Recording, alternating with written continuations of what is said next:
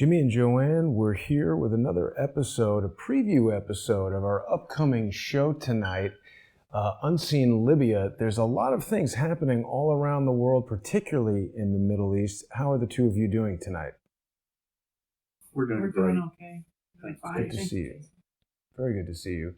We are dealing with some new technology. I think people who were tuned in to Sunday with Charles yesterday are aware that we're now broadcasting in full HD, 50% higher resolution than previously, and 2 times the bit rate.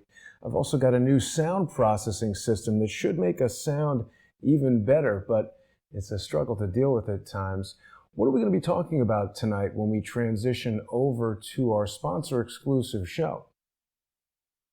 Well, I'm going to try to help everybody understand that, in all international activities, I think the best thing that anybody can do is follow the money. And I'm going to give everybody a primer of what the international bankers use to really determine what shape an economy is in a country or internationally. And I'm going to have references that everybody can go to, and please be sure and go to all these references. Look at those sites, try to understand what they define, and then I think it'll help everybody be able to weed through the truth and the lies that we're being told by all different governments about what shape our economy is and what's really happening, and look at it from a financial standpoint. Mm-hmm. And the ramifications of that is of course the big guys, when they run out of money, they start trying to figure out which new pocket they can pick. And of course, an oil-rich or asset-rich country that doesn't have a very big population is always a target. And I think that all of our governments have been guilty of doing that for sure since World War II. So I'm going to cover that. And then JoAnne has a huge amount of information on Libya. Yeah. Libya is in the process of taking back their sovereignty from terrorist groups, from foreign puppet governments, from all kinds of different occupiers of their country since 2011. And they have a Libyan national army that has been in Tripoli trying to clean out these terrorist militias since April of 2019. The thing about Libya is the people are very tight together now. All the tribes are together because they understand now the dirty game that was played with them in 2011, and that these puppet governments, especially the Sarraj government, the GNA, AOS, whatever they want to call it, was appointed by the UN and without any authority. Yeah, actually in Tunisia, and then snuck into Libya by the dark of night. And as soon as their boots were on the ground, they were declared the illegitimate government in Libya, which no legitimacy. They hadn't been elected. And their Muslim Brotherhood, all they continue to do is steal and rob from the country. They've never been a legitimate government. But they are held in place by terrorist mercenaries, militias, like what's in Syria, like ISIS, like al-Nusra, like al-Qaeda, whatever you want to call them, whatever name you want to call them. They're proxy armies for Turkey especially. Turkey is the one who's been funding that puppet government and putting... He's been funneling, let's put it this way. Yeah. He's been funneling the money that he receives from the Federal Reserve, from European Central Bank, Bank of Japan, that money that they gather together to fund these terrorist activities, funneled through Qatar and then Turkey and then back into Libya, Syria, and other places. Plus, he's using Libyan money, stolen Libyan money to fund these terrorists. Turkey sends them arms under the table, the Libyans call it, but that means they sneak them in. They bring ships in that they say are loaded with commercial cargo, but they aren't. They're loaded with military weapons and tanks and all kinds of things. There are drones there Turkey sent in. There are drones from Qatar. That's the other country that's funding these militias. So the Libyan people finally had enough. The UN has an embargo against the Libyan National Army of ever getting weapons. However, they don't have any problem with the weapons going to these terrorists. So for some reason, they have decided that the Libyan people could put together an army. And they let Khalifa Haftar lead it. Khalifa Haftar is a CIA agent, has been for 40 years, was dropped into Libya to lead the revolution, the phony revolution, and then decided he was going to change sides, which nobody really believes. But he is the leader of the army. He was allowed to do that by the West. That's why the Libyans joined together behind this army. This army is made up of all the tribes of Libya now, 100%. This is unusual in Libya. They don't always get together like that and join behind one thing, but they're all behind this army. It is the People's Army, and what you're going to see now is the GNA, the phony Sarraj government, is losing. They've lost 90% now of everything they had, maybe 95%. The army is close to taking Tripoli. It's 2.5 miles from Green Square. It's on its way to Misrata to clean out the Snake's Head, which is where Hillary Clinton's militias were and continue to this day. And when they finish that, their country will be free. So Sarraj, the head of this puppet government, panicked, and he went to Erdogan. First, he signed some illegal agreements with Erdogan and encouraged Erdogan to bring in the Turkish army to save himself. Well, when that happened, Egypt stood up, Russia stood up. Everybody got excited about they don't want the Ottoman Empire, they say, back in North Africa, which is what Erdogan said he was going to do. He was going to put a military governor. He was going to put his invasionary forces into Libya, take it over, and establish a military government in Libya. Yeah. He was going to restart the Ottoman Empire. When that happened, the Libyan National Army put it in burner, if you will, or stepped on the gas and began to clean out everything. And so the militias started losing. They started running away. And this guy, who has now nothing to offer anybody, thinks he can be at a bargaining table. He's not even a legitimate person in Libya as far as a leader goes. The UN mandate ran out 2.5 years ago. He should have left a long time ago. But he's been given, the only authorization he's ever gotten has been a phony authorization from the UN. So he's been protected by this phony UN authorization forever. But if you'll picture the Libyan People's Army, the Libyan National Army is at the 2-yard line, and they have the bit in their teeth, and they're absolutely going to drag this victory home. And God bless them. They're fighting so hard. They're really doing a wonderful job of finally cleaning out their country. We have on-the-ground updates from the tribes, from other people outside of Libya, inside of Libya. We have a lot of information to give everybody. We'd like to get the truth out. The Libyan people are excited about this.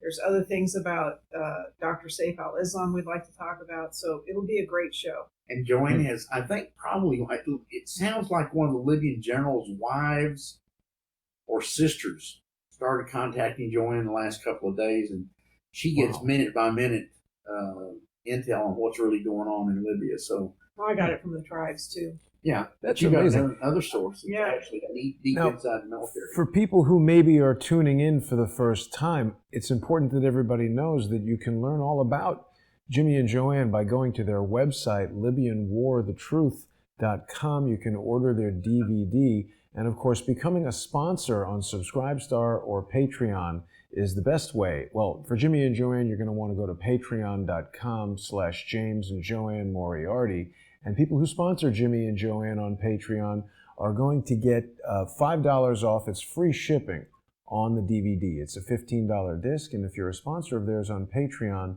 the shipping will be free. And of course, our weekly show, Unseen Libya with Jimmy and JoAnne Moriarty, is only available on patreon.com/James and JoAnne Moriarty, patreon.com/crowdsourcethetruth, and subscribestar.com/crowdsourcethetruth. I want to thank Curious Courier for utilizing Super Chat on Crowdsource the Truth too. And we've got a question coming from Patricia Stone. She asks, how do they steal Libya's money? It's a good question. Well, because according to the Treaty of 2006, Libya was required to take all their money, which had previously not been deposited in any central bank, and they required them to take that $500 billion and put half of it at least in the Federal Reserve System, which they put 241 billion in the Federal Reserve. They put 150 billion euros in the European Central Bank, and the balance of it went into the Japanese Bank of Japan. And those three entities are Zionist-owned central banks. They're private. They're Khazarian mafia. They're privately owned enterprises. They don't have anything to do with the United States or Europe or anybody. They're privately owned banking entities, and they, of course, control the money that are in their accounts. And so the first week of the phony Libyan revolution, first time in the history, invaders go into Libya, and immediately within the first 7 days of that invasion, the Federal Reserve and European Central Bank take those bank accounts, which belong to the Libyan people, and transfer title of those to the rebels that were invading the country, not even Libyans. So that's how they stole the money. And then, of course, they put this phony government in Tripoli, and they've given him the signatory authority on a new central bank account where all the revenue from oil and gas flows, and not one dime of that money has ever flowed to the Libyan people. It flows to the Muslim Brotherhood. It flows to all these rebels and all these terrorists that have gone into Libya and have been allowed to occupy it by the U.S., UN, and NATO. So they've raped the country. They've done $1 trillion worth of damage to the country. They stole $500 billion and probably another $500 billion since then from the sale of oil and gas. And France has taken a huge amount of gold out of Libya. It's the mess. For people who don't know, Jason, I just like to say we were in Libya since January 2007, off and on, doing our oil and gas business over there. And we went back into Libya in 2011 on a fact-finding commission in May of 2011, and we were there until September. We were captured by Al Qaeda. We were sentenced to death.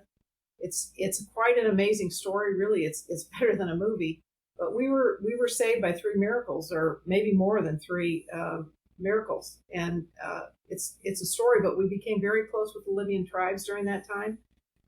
We are witnesses to the war crimes that were committed by NATO and the UN and US and UK and all of them. Huge amount of war crimes.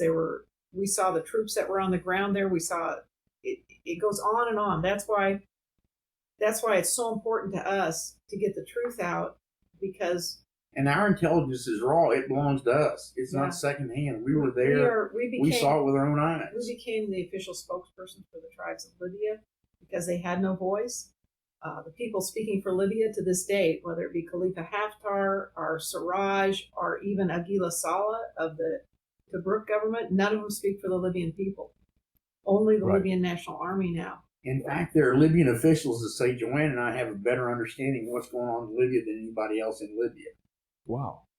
Yeah, well, I mean, it's become clear to me over the many months. Is it more than a year now that we've been doing the show? It's hard. Yes, sir. Hard for me to keep track, but over the more than 1 year that we've been doing this show, I've certainly been gaining an education in all of these things, and it's complicated for sure. Khalifa Haftar and Belhaj and Sarraj.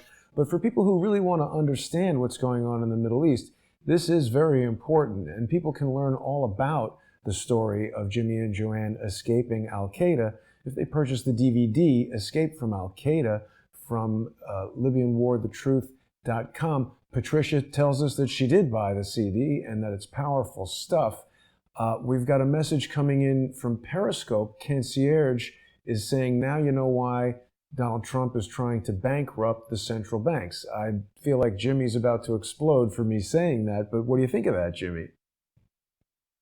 Well, I'm real hard on Trump because we convinced the tribes to endorse him. That's the first time they've ever endorsed any political person worldwide. We've been very, very disappointed in Trump's international activities. And unfortunately, he has been controlled by everybody but good sense. And he reinstalled all the Obama criminals. Every appointment he's ever made, I'm sure, has been forced into his hands. He's never gotten any qualified people in any position. And so he gets misinformation. And of course, I hold him accountable because he's smarter than what he's doing. But the bankruptcy of the United States, Inc. is not being done by Trump. It's being done from internally. And they have overprinted money to extents that you can't believe. But, he's a businessman. He's trying to figure out some way to bail out this mess of, the United States has 1,000 bases worldwide. That takes a huge amount of money to maintain those. So he's out trying to get the countries to pay for the invasionary forces in their country, and they're telling him, no, we're not going to take your army out. And so he's between a rock and a hard place, and they finally he's a rebel, and so he's been pushing all the hot buttons that he could, and of course having a extraordinary sized ego. That they worked on that, and I think they finally put him into a box when he assassinated this general. I think they put him into a position where he is now in a real box over that, and of course the bad guys right behind him are going to be more than happy to step in because they're all deep staters, and God bless him. He's got terrible intel. Has forever. So he never stood. Concierge is telling us that Trump did all of that on purpose so he could expose this method. I mean, there's something to that. Perhaps he's helping the American people understand. And Rod is also telling us he's got the CD. So there's a lot of mixed feelings, a lot of mixed information about what went on with this Soleimani, the killing of Soleimani, that he was a military target. You guys told us that he was fighting ISIS. We've heard ISIS has come out and said that they love it that they killed him, which obviously we don't really want ISIS to be happy. But then now today we're seeing protests in Iran that seem favorable towards the United States. Is that real? Is that fake? Not true. Well, Jason, I saw an Iranian person post something today, and they said, well, 7 million Iranians came out to mourn the death of Soleimani. 200 people come out to protest the government. That's the only one Trump picks up. Got it. It's hard. Here's something. Trump is a businessman. The market at 25,000, 26,000. The real market is at about 6,000 maybe. So all that difference is fluff, and he's got to know that. You can't, for sure, he knows. You can't look at it and continue to propagate that lie that keeps the poor people in these markets when the Federal Reserve has admitted that they pump trillions into Wall Street to keep the treasuries and bonds and everything have a purchaser, have an appearance of a purchaser. So we've got a real false economy that is being propagated as really a great deal. But I'll cover that in the long show. Right. Well, we're going to head over there now. We've got just about 10 minutes until we begin, and that's going to be for our sponsors, the exclusive show that's going to be starting at 8:30 p.m. Eastern, 7:30 in Texas. That's on patreon.com/James and JoAnne Moriarty, patreon.com/crowdsourcethetruth, and subscribestar.com/crowdsourcethetruth. I want to thank all of the sponsors who have made this show possible for over a year. Curious Courier is asking Jimmy and JoAnne, how are you guys doing? Have you found a stable place to live? Have you finally been left alone, or are certain agents still checking on you? And how are you maintaining? I think I know the answer. They're still hammers. We've got a little house that's got a dry roof, and that's about all we can say for that. We, of course, are totally financially strapped all the time. JoAnne has needed a massive amount of dental work done since they attempted to kill her a couple of years ago and broke 2 teeth. Broke my teeth up here, and then she's had no biting surface for almost 3 years. It ruined my jaw, and it's not aligned anymore. So we can't afford to do anything about that. That breaks my heart, But I mean, we put one foot after the other, and what we're doing is very important. And as long as we've got all the bad guys attacking us, we know we're over the target. So we're continuing to do what we do because we have support from all our good folks. We have a lot of people that pray for us. We're doing what we're supposed to do. Libya is in our heart. We were there when the good people of Libya tried to stand up against this NATO mess and were slaughtered. And we want them to have their country back.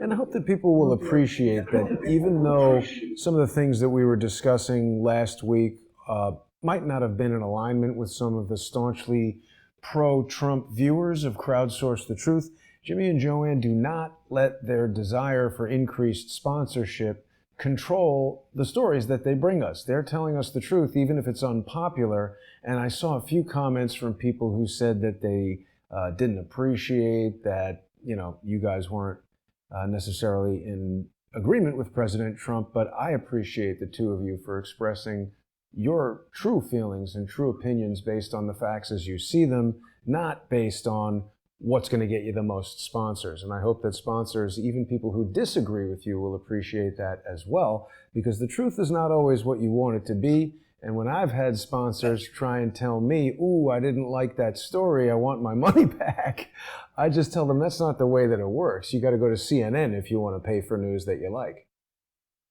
Jason, That's right. please, we want everybody to remember that more than a month ago, an official of Iraq called us and told us they were fixing to throw the U.S. Army out for cause.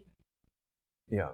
There's a lot of things that you've been talking about that have filled in the blanks and over time proven to be correct. So I hope that people will join us in just under 10 minutes when we transition over to the sponsor exclusive show on patreon.com/James and JoAnne Moriarty, patreon.com/crowdsourcethetruth, and subscribestar.com/crowdsourcethetruth.